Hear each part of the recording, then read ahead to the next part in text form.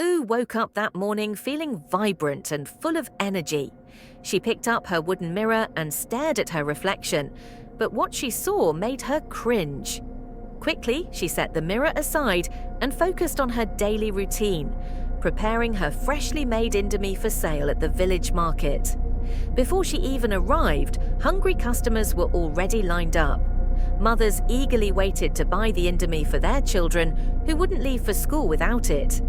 Oo's Indomie was second to none. Its taste had an almost magical pull, and its aroma could be detected from miles away. For many in the village, a day without Oo's Indomie felt incomplete. However, behind the irresistible meal that kept the villagers coming back lay a dark and sinister secret waiting to be uncovered. Oo's Indomie wasn't ordinary. It contained a special ingredient unknown to the villagers, one that made it so addictive, yet so dangerous. Each night, when everyone was asleep, Oo would prepare her Indomie in secrecy, ensuring no one witnessed her ritual. As she stirred the pot over the fire, she would add worms collected from decayed bodies of both animals and humans. These worms, laced with dark magic, gave her Indomie its unique flavor, but they were also highly poisonous. Each time a customer consumed a plate, the worms would begin eating away at their intestines, slowly draining their strength and vitality.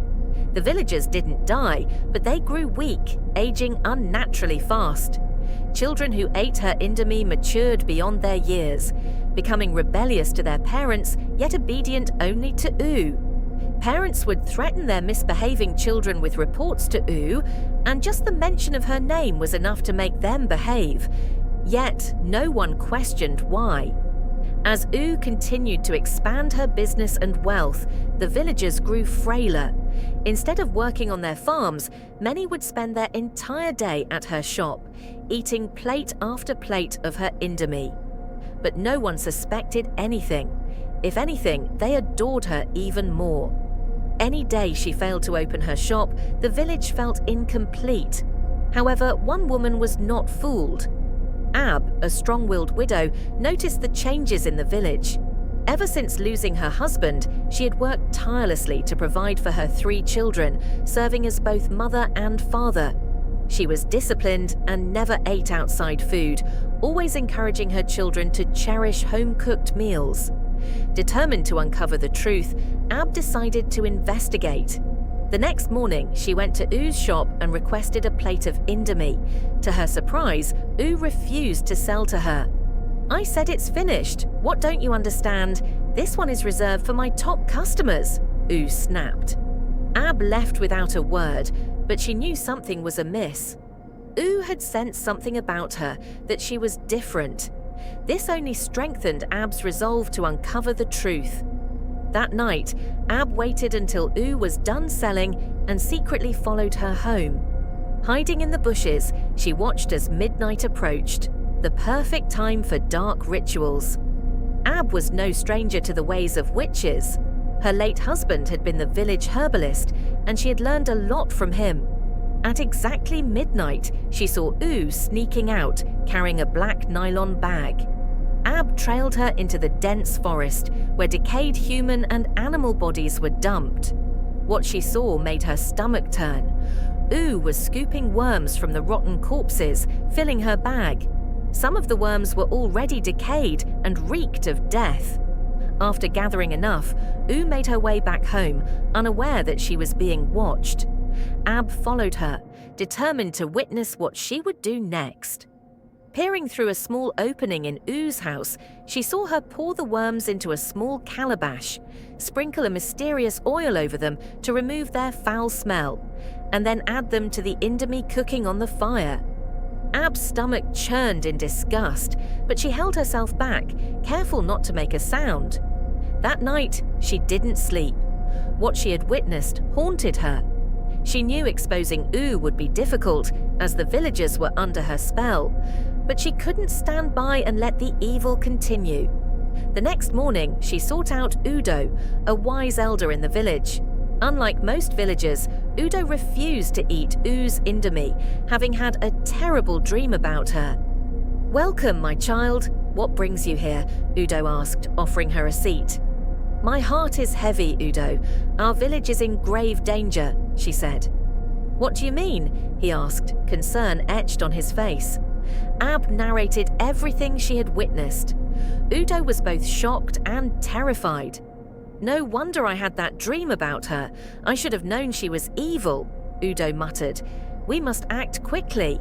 The Igwe is about to make her his third wife. If that happens, we are doomed." That night, Udo gathered a few trusted men and led them to U's house. Hidden in the shadows, they watched her perform her ritual with their own eyes. The next morning, before she could open her shop, Udo and his men confronted her in front of the entire village. "Do you know what you've been eating?" Udo bellowed, pointing at the crowd. All eyes turned to him in confusion. U's heart pounded in her chest. She knew her secret had been uncovered. In a panic, she tried to flee, but the villagers caught and tied her up. Ab recounted everything to the crowd, and one by one, their eyes were opened. Realizing they had been under a spell, their shock quickly turned into anger. Some rushed into the bush to grab sticks to beat U, but Udo stopped them. Instead, he poured spiritual oil on her, forcing her to confess. To everyone's horror, U transformed before their eyes into an old woman. "She's a witch!" someone screamed. But U only laughed. "I'm not done with you people. You will all pay for what you did to my family. I will not stop until I wipe out this entire community," she spat. Then the truth came out. Decades ago, U's father, Ugu, had been falsely accused of sleeping with the queen. Framed by his friends, he was burned alive before the entire village, while U watched helplessly. Even her own mother, who had betrayed him, had laughed as he perished. After escaping to another village, U vowed revenge, seeking the help of a powerful herbalist to make her young and strong enough to carry out her plan. Hearing her story, the villagers were stunned. Their rage subsided, replaced by guilt and regret. Even Ab felt pity for her. "There are other ways to seek justice, U," Ab said gently, "but you went too far." When the king heard of U's past, he was deeply remorseful. He summoned her and begged for forgiveness, asking her to undo the evil she had unleashed on the village. At first she refused, but eventually she relented. She was moved into the palace and granted the title of second in command. In the end, U found peace in forgiveness. 5 months later she passed away, finally free of the darkness that had consumed her heart. Moral of the story: hatred and revenge only lead to destruction, but forgiveness brings true peace.